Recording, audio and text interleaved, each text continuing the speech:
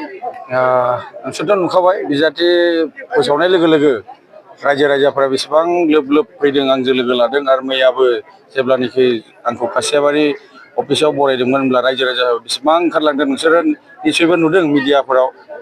दाबो बेयावहाय नोंसोरो बलमजरा ओनसोल हिसाबै बेवनि जेसेबांबो जोंनि रायजो राजाफोर दं बिथांमोना दिनै जोंनि जे सावरायमेल दानि फैगोन बिटिसि इलेक्सननि बिसयफोरखौ जोङो सावरायदों। दा बेयाव जोंखौ अनसायनानै जोंनि दलखौ अनसायनानै बिथांमोना जोंजों फैदों, बिथांमोना जोंखौ हेफाजाब होगोन होननानै बिथांमोना बुंदों। बिनिखायनो आरो दिनै बे ओनसोलनि माखासे मानसिफोरा जोंजों जयनिंबो लादों।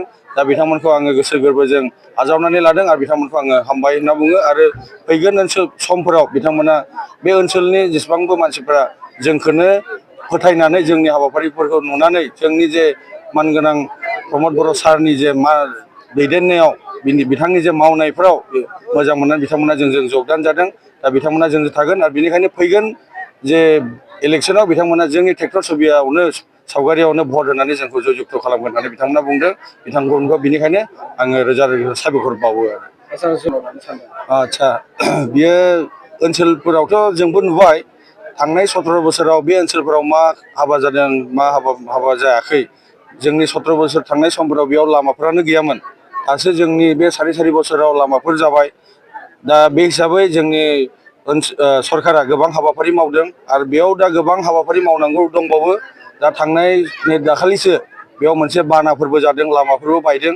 दा बेयाव गोबां हाबाफोर मावनांगौ दं आरो बे ओनसोलनि जोंनि जुबक समाजफोर, जोंनि बिजनेसमेनफोर आरो जोंनि जायफोर आबादारिफोर बिसोरनि गोबां समस्याफोर दं बेखौ नायनांगौ, जोंहा मावनांगौ। दा बेनिखायनो बे ओनसोलनि जुब समाज तथा जों बेयावनि बिजनेसमेन तथा बे ओनसोलनि मावनानै जाग्रा बिथांमोनखौनो लानानै जोङो जेब्लानाखि जोङो सरकाराव फैगोन होमब्ला बिथांमोनखौ लानानै जोङो बबेया मोजां लामायाव बबेखौ थाब मावग्रोनांगौ जों बेखौ मावनानै होगोन। आरो बे ओनसोलनि जेसेबांबो खना खनला लामाफोरनि समस्याफोर दं बेफोरखौ जोङो नायनानै मावना होलांगोन आरो।